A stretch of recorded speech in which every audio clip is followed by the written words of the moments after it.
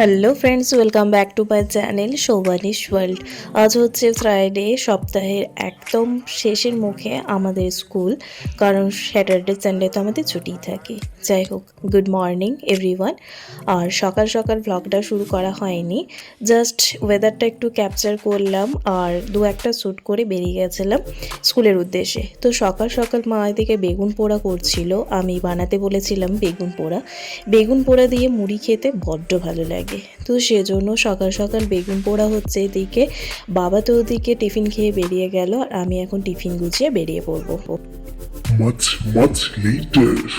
সকালবেলা এত তাড়াহুড়োর মধ্যে ভিডিও শ্যুট করা সত্যি পসিবল হয় না, তাও চেষ্টা করি আপনাদের সাথে কিছু মুহূর্ত শেয়ার করার। তো সেটাই করছিলাম, তার জন্য আমার দেরি হয়ে গেছিলো, তাই ঝটপট করে বেরিয়ে পড়েছিলাম।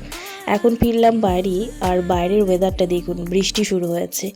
তো যাই হোক, বৃষ্টি তো ওদিকে পড়ছে বেশ টিপ টিপ করে, তাই জামা কাপড় কিচ্ছু শোকাচ্ছে না, যা পরিষ্কার করা হচ্ছে সব কিন্তু ভিজেই রয়ে যাচ্ছে।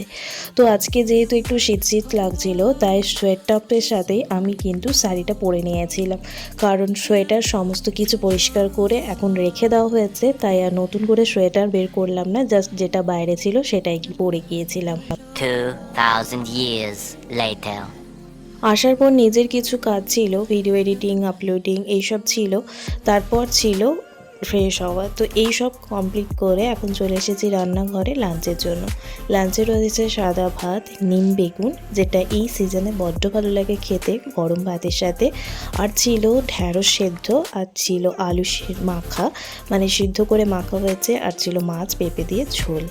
তো আমার আর মায়ের জন্য আজকে শুধুমাত্র লাঞ্চ হয়েছে, কারণ বাবা রয়েছে একটা ইনভাইটেশন। তো ওদিকে লাঞ্চ কমপ্লিট হয়ে গেছে আমাদের, এখন ডিনারের ব্যবস্থা করার জন্য এদিকে কিছু আমি কলাই ভিজিয়ে নিচ্ছি। এটা হচ্ছে চানা ডাল, আর তার সাথে নিয়ে নেব এক মুঠো মতো মটর ডাল। তো এই দুটো মিক্স করে আজকে আমি সবজি বানাবো। এমনিতে তো আমি শেয়ার করেই থাকি শুধুমাত্র চানা মশলা বা শুধুমাত্র মটর আলু দিয়ে সবজি, তো আজকে ইচ্ছে করছে একটু মিক্স করে সবজি বানাতে। এটা আমি আলু দিয়ে বানাবো, তো রেসিপিটা পসিবল হলে অবশ্যই শেয়ার করব। রান্নাঘরে সমস্ত কাজ কমপ্লিট করে চলে এসেছি আমি রুমের মধ্যে, আর এদিকে টক দই, একটু লবণ দিয়ে আর শসার গাজর নিয়ে দাঁড়িয়ে পড়েছি। এগুলো খাওয়া কমপ্লিট করে রেস্ট করব। যেহেতু ডায়েটের মধ্যে রয়েছি, তাই এগুলো খাওয়া তো মাস্ট। চলুন এগুলো খাওয়া কমপ্লিট করে একটু রেস্ট করা যাক। Good evening everyone with momo. Mister Ghosh বাড়ি ফিরলো স্কুল থেকে, আর আমার কয়েকটা দিন ধরে বড্ড ইচ্ছে করছিল মোমো খেতে। তো আমাদের সামনের বাজারটায় যে একটা মোমোর দোকান রয়েছে, ওখানে মোমোটা একটুও ভালো করে না, তো সেজন্য আমাদের বাড়ি থেকে দূরে যে বাজারটি রয়েছে সেখানে মোমোটি ভালো করে। তো ওখানে তো আর সবসময় যাওয়া সম্ভব হয়ে ওঠে না, সেজন্য মিস্টার ঘোষকে বলেছিলাম মোমো খেতে বড্ড ইচ্ছে করছে, একদিন এনে খাওয়া। তো সেটাই আমার ইচ্ছা পূরণ করার জন্য স্কুল থেকে বাড়ি ফেরার সময় নিয়ে এসেছে 2 প্লেট মোমো। তো এই মোমো খেতে যেখানে গিয়েছিলাম একদিন, সেদিন আপনাদেরকেও সাথে নিয়ে গেছিলাম। আপনারা যদি কেউ ভিডিওটি না দেখে থাকেন, তাহলে আমার চ্যানেলে অলরেডি ভিডিওটি রয়েছে, চাইলে চেক আউট করে নিতে পারেন। তো সেই দোকানটা থেকেই কিন্তু পার্সেল করে এই মোমোটি আনা হয়েছে। এই মোমোটা যতটা সুন্দর খেতে, ততটা সুন্দরই কিন্তু স্টাফিং রয়েছে এর মধ্যে, প্রচুর ভরা ভরা স্টাফিং রয়েছে, মানে ভরে ভরে স্টাফিং দেয় এটাতে। আর দামের মানে কিন্তু বড্ড সুন্দর, 60 রুপিস নেয় 5টা মোমোতে। তো খেতেও অসাধারণ, আর কিন্তু স্টাফিংটাও ভালো, তো সেজন্য এখান থেকেই আমরা মোমোটা খাই। তো মোমো খাওয়া কমপ্লিট করে চলে এলাম রান্নাঘরে ডিনারের ব্যবস্থা করার জন্য। তো এদিকে দুপুরবেলা যে কলাই বা ডাল যাই বলুন ভিজিয়ে রেখেছিলাম, সেগুলো আজকে আর রান্না হবে না। ভেবেছিলাম প্রথমে যেগুলো একটু সবজি বানাবো, তার সাথে একটু রুটি বা লুচি কিছু একটা বানিয়ে নেব। তো যাই হোক, মিস্টার ঘোষ বলল যে সারাদিন ভাত খাওয়ার সময় হয়নি, তো সেজন্য রাত্রিবেলাও ভাত খাবে বলল। আর ভাতের সাথে এই সবজিটা তো ভালো লাগবে না, সেজন্য এটাকে একটু স্টোর করে রেখে দিতে হবে। তো সেজন্য একটা টিফিন বক্সে আমি জল ঝরিয়ে নিয়ে এগুলো রেখে দিলাম, এটা আমি ফ্রিজে রেখে দেব। আর ও যেহেতু ভাত খাবে, তাই ভাতই রান্না হবে শুধুমাত্র ওর জন্য, আর বাকি আমরা সবাই রুটি খাবো। তো ওর জন্য যা সবজি বা যাই বানানো হবে সেটা দিয়ে আমাদের রুটি খাওয়া হয়ে যাবে। তাই ডালটা রেখে দিলাম, পরের দিন রান্না করে নেব। আর এদিকে আমি একটু বেগুন নিতে এলাম। বেগুনগুলো দেখুন পোকা ধরে গেছে। এই বেগুনগুলো একটু ভাজা করে নেব, গরম ভাতের সাথেও ভালো লাগবে, তার সাথে রুটির সাথেও ভালোই লাগে। চলুন বেগুনগুলো এখন কেটে নিয়েছি আমি। এরকমভাবে কাটতে হলো, গোল গোল করে কাটা গেল না, কারণ এই যে বেগুনের মধ্যে রয়েছে পোকা। তো এগুলো বাদ দিয়ে দিয়ে আমি বেগুনটা কেটে নিয়েছি। বেগুনটা এখন ম্যারিনেশন করে রেখে তারপর ভাজবো। আচ্ছা, তো ফিরে এলাম অনেকক্ষণ পরেই। এদিকে বেগুনটা আমি ম্যারিনেট করে রেখেছিলাম পরিমাণ মতো লবণ, হলুদ আর অল্প একটু চিনি দিয়ে।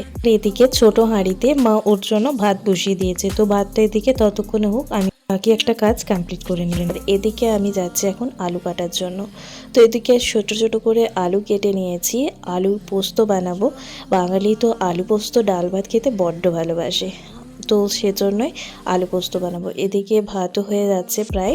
আর এদিকে যে আলু ধোয়ার পরে যে জল রয়েছে, তো সেই জলটা আমি এখন অন্য একটা পাত্রে ঢেলে নিচ্ছি। এই জলটাও কিন্তু আমি ফেলবো না, এই জলটাও আমি কাজে লাগাবো। কি কাজে লাগাচ্ছি অবশ্যই শেয়ার করছি। চলুন আলুটা এখন ভালোভাবে ধুয়ে নিয়ে জলটা এক জায়গায় রেখে আর আলুগুলো একটু ভিজিয়ে রেখে নিই। তারপরে জলটা নিয়ে আমি এখন যাচ্ছি আমার রুমের মধ্যে। রুমে টবের মধ্যে যে গাছগুলো রয়েছে সেই গাছগুলোতে আজকে জল দেওয়া হয়নি, তো সেজন্য ভাবলাম যে এই আলু ধোয়া জলটা দিয়ে দিই। এই জলটা বড্ড উপকার হয় কিন্তু গাছে দিলে। আর এদিকে আমরা তারপর টিভি দেখছিলাম। মা বসেছে একটা চায়ের কাপ নিয়ে, মানে চা খাচ্ছে। আমি আর আজকে চা খাইনি। এখন বাজে রাত্রি 8:15 মতো। তো যেহেতু অনেকটাই রাত্রি হয়ে গেছে, তাই ভাবলাম সমস্ত কিছু বানিয়েই নিই। তো এদিকে আলু পোস্তর জন্য আলুটা একটু ভেজে নিয়েছি। এটা পুরোপুরি নিরামিষ বানাচ্ছি, অল্প একটু জিরে আর অল্প একটু শুকনো লঙ্কা ফোড়ন দিয়ে। তো এভাবেই আলু পোস্তটা বানালে দেখি ভালো লাগে, পেঁয়াজ দিয়ে বানালেও ভালো লাগে, তবে নিরামিষই বানাচ্ছি। তো আলু পোস্ত প্রায় এদিকে হয়ে এসেছে। একটু ঠেসে ঠেসে আলুগুলো দেখে নেব যে সিদ্ধ হয়েছে কিনা। তো আলু খুব সুন্দরভাবে সিদ্ধ হয়ে গেছে। এখন পোস্ত আর অল্প একটু কাঁচা সর্ষের তেল দিয়ে নামিয়ে নেব। আর ওদিকে বেগুন ভাজাও বসিয়ে দিয়েছি। তারপর আমাদের জন্য রুটি বানিয়ে নিলেই ডিনার কিন্তু বানানো হয়ে যাবে। পরিবারের মানুষগুলোর মধ্যে যদি এরকম আন্ডারস্ট্যান্ডিং থাকে তাহলে কিন্তু পরিবারটা খুব সুখের হয়। যেমন দেখুন, আমার ইচ্ছে ছিল একটু মোমো খাওয়ার, তো মিস্টার ঘোষ কিন্তু যেন তেন প্রকারে মোমো নিয়ে এসে আমার ইচ্ছাটা পূরণ করলো। তো ও চাইছে আজকে একটু গরম গরম ভাত খাওয়ার। তো আমি চেয়েছিলাম একটু সবজি বানাবো, তার জন্য দুপুরবেলা থেকে ডাল ভিজিয়ে রেখেছিলাম, বাট ও যেহেতু ভাত খাবে বললো, সেজন্য সেরকম প্রিপারেশন করছি।